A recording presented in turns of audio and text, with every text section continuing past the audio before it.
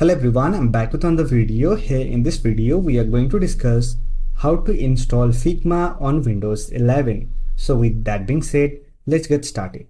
For that, simply open any browser, search for Figma and open the link from figma.com. Don't worry about the link, I'll provide the link in the description box. Now to download Figma desktop application, click on the menu icon. Here you will find product option, simply click on it. Then scroll down and here you will find download option, simply click on downloads. Now here we have Figma desktop application. Simply download it for Windows. If you're using ARM based processor, then simply download desktop app for Windows ARM. So here you can see, here we have downloaded the Figma setup file. Simply open it.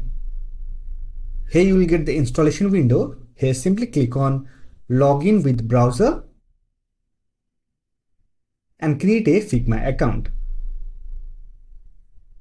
After that, simply click on open the desktop app option and now click on open. Once you have logged into Figma, you are ready to use it. Simply provide basic information and here you have to choose your plan. Currently, there are three plans. One is starter, which is free, and the one is professional and organization. Simply select your preferred plan. For now, I'm just going to use the free plan. Then click on continue. And after that, you are ready to use it.